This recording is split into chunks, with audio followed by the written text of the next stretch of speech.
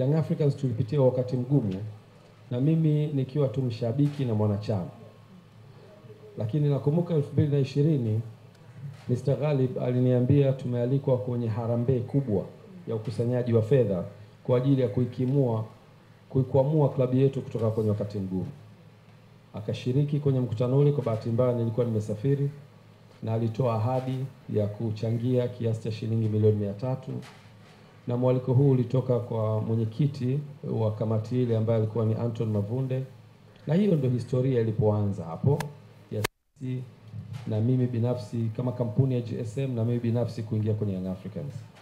Baada ya kupita kwenye hatua, ilitolewa pia nafasi ya klabu ya Young Africans kumtafuta mzabuni wa jezi, ambayo kampuni yetu iliweza kubid na ikapata nafasi ya kutengeneza jezi.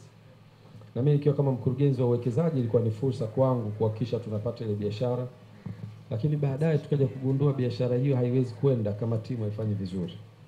Kwa hiyo nikakaa na Mr. Ghalib akaniambia, bwana, sasa hii bahati nzuri ni timu unayoshabikia na wewe ndio mwekezaji mwenyewe, fanya jitihada sasa ili biashara ifanikiwe, kuhakikisha una elevate level ya timu. Basi nikaja kwenye nafasi hiyo ya kibiashara, lakini kuhakikisha tunainua thamani ya klabu yetu ya Young Africans. Basi ndio tukaanza hapo, ikabidi tusajili wachezaji. Nakumbuka mwaka 2020 mwanzoni, wakati wa dirisha dogo, tukasajili wachezaji 4. Tukamsajili Ditra Mchimbi, tukamsajili Adeum Saleh, tukamsajili Bernard Morrison, na tukamsajili Haruna Nionzima, na karudi baada ya kuitumikia Young Africans na baadaye Simba na baadaye karudi Rwanda. Kwa hiyo ulikuwa ni task yangu ya kwanza kusajili wachezaji na kuhakikisha timu inakaa mahali pazuri. Kwa hiyo tukaweza kuihamisha kutoka Neverland kuja Regents Hotel, tukaitafutia uwanja wa mazoezi, tukapata uwanja wa chuo cha sheria, tukaanza kufanya kila linalowezekana kuhakikisha timu inashinda, kwa maana ya kumotivate, kuweka thamani ya kifedha. Na wakati huo klabu ilikuwa iko down kwenye kila sehemu. Tukamleta pia coach Luke Eyma kama mnakumbuka, na baada ya hapo kuanza kuweka motivation. Nakumbuka mara ya kwanza Nugas alikuwa anabeba kabisa milioni 10 kama furushi kuhakikisha anawaonyesha wachezaji kwa, jamani, fedha ni hizi, mechi mkishinda mtaondoka na hizi fedha. Ilikuwa ni sehemu ya motivation kwa ajili ya kupromote wachezaji waweze kufanikiwa na kutupa matokeo. Tulikwenda na baadaye tukaweza tukachukua nafasi ya pili kwenye ligi. Ulikuwa ndo msimu wa kwanza wa 2021 ambao nilishiriki. Kwa hiyo baada ya hapo nikawa naona gharama zinavyoenda. Yaani ukitaka kuihamisha timu kutoka sehemu hii kuipeleka hii inahitajika gharama. Ukitaka kumsajili mchezaji inahitajika fedha. Na fedha hizi zote zilikuwa zinatolewa na Mr. Ghalib free from his pocket, kwamba nataka tuisupport team sasa. Nikaja na wazo kwa ile background yangu ya investment, tukasema lazima tuwe na short term plans na tuwe na long term plans. Short term ni hii kusupport, kuinua quality. Lakini long term, hii timu inapaswa kuweza kusimama kwa miguu yake. Inaweza kuwa ni 100% au inaweza kuwa ni 50% au inaweza kuwa 75%. Kwa hapo tukasema lazima tutafute mfumo utakaofanya timu isimame imara yenyewe na tupunguze utegemezi. Kwa hiyo mwenyekiti Dr. Msola alikuwa tayari ameshakuja na wazo la transformation. Nikasema hapa tunaweza tukatumia hili wazo, tukalipa nguvu hili wazo likaweza kutransform timu yetu. Basi nikamconsult, tukakaa tukakubaliana tutengeneze ile kamati kwa ukubwa wake, tuipe nguvu, na baadaye nikawa sehemu hiyo kamati. Na baada ya kuwa kwenye kamati, tukaona pale kwenye kamati kuna watu wenye taaluma nyingi. Kuna wanasheria, mwenyekiti wetu Mzee Mgongolwa, kuna kina Arafat walikuwa wanatoka kwenye finance, kuna Ivan Tarimo walikuwa wanatoka finance, mimi natoka kwenye engineering, lakini wote tunakosa elimu ya transformation.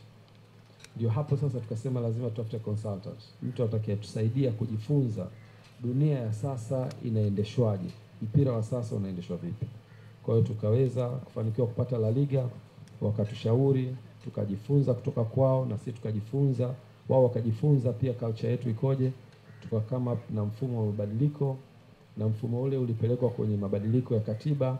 Club ya Young Africans ikatengeneza rasimu ya katiba mpya, zikaenda kwa wanachama wakajifunza, wakatoa mawazo yao, tuka incorporate, na baadaye tukaenda kwenye mkutano mkuu uliofanyika mwezi wa 6 mwezi wa 6 mwaka 2021, na mkutano ule uliridhia mabadiliko ya mfumo wa mabadiliko ya klabu yetu, na ulihudhuriwa na wanachama 1770 na wanachama wote waliridhia mabadiliko hayo. Na baada ya kuridhia, tukalazimika kwenda kwenye mabadiliko ya mfumo, na sehemu ya mabadiliko ilikuwa ni kubadilisha ownership ya club kutoka 100% kwenda 49 kwa wawekezaji, 51 kwa wenye club. Lakini la pili ilikuwa structure ya leadership, ambayo ilikuwa nataka mwenyekiti abadilike kuwa rais na baadaye kuwa kuna mwenyekiti wa bodi, na eneo la tatu lilikuwa fan engagement, ambayo yote hayo tulianza kuyafanyia kazi, na mnamo mwaka 2022 tukafanya uchaguzi wa kwanza ambao ulikuwa ni matakwa ya kikatiba baada ya katiba yetu kusajiliwa tarehe 14 mwezi wa 12 mwaka 2021. Tumefanikiwa kusajili katiba, tukalazimika kuimplement katiba, na hapo tarehe sikumbuki ilikuwa mwaka 2022 Julai 9. Julai 9 tukafanya uchaguzi ambao uchaguzi huo ukanifanya niwe rais wa klabu ya Young Africans kwa kipindi cha miaka 4 ambayo naihudumia kwa sasa. Asante. Tumepata walau kufahamu kile ambacho kimetuleta hapa. Engineer ameelezea safari yake na hiki ambacho anakielezea sasa. Fatuma, kwanza mimi ni shukuru mtu mmoja ambaye wa kwanza nitamtaja ni Mr. Ghalib Said Mohamed. Yeye alikuwa ni sababu kubwa sana ya mimi kufika hapa, na nichukue fursa hii kumshukuru kwa support yake kubwa ambayo amekuwa akionyesha personally kwangu, lakini pia kwenye taasisi ya Club ya Young Africans. Nyuma ya haya mafanikio kumekuwa kuna mawazo, kumekuwa kuna ushauri, kumekuwa kuna guidance na watu wengi ambao wamekuwa wakinipa ushauri. Nisiwezi kuwataja watu wote hapa, lakini wamekuwa ni sababu kubwa ya hiki. Na ni kweli wakati naingia madarakani kama mwenyekiti wa club, nafikiri inaweza kuwa ni mwenyekiti mwenye umri mdogo kuliko wenye viti wa vilabu hivi vikubwa katika historia yake. Miaka 30 kitu haikuwa rahisi kukabidhiwa Young Africans.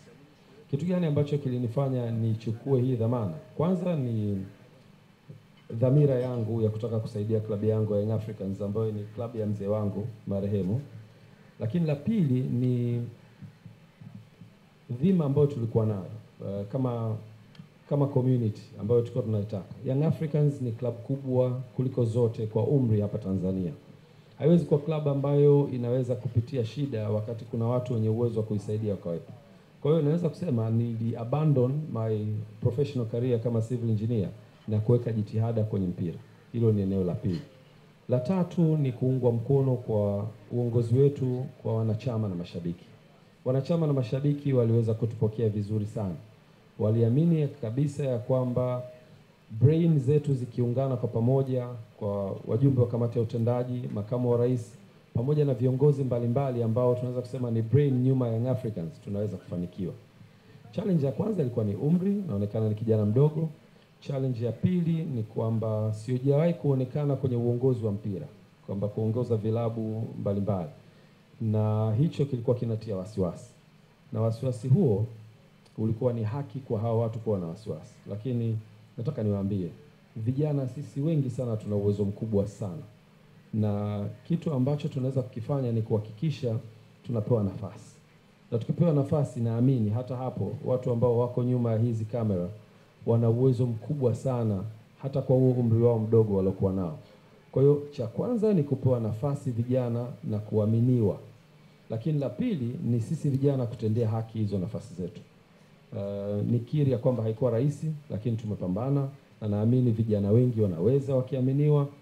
Tumepata guidance kwa viongozi wetu wa juu, nikianza na mwenyekiti wetu wa bodi ya wadhamini Mzee Mkuchika, wajumbe wa bodi ya wadhamini kina Anton Mavunde, Mheshimiwa Mwigulu, Abbas Tarimba, mama yetu Karume. Hawa wote wamekuwa ni mentor kwenye uongozi wetu, lakini pia viongozi mbalimbali ambao wametusupport.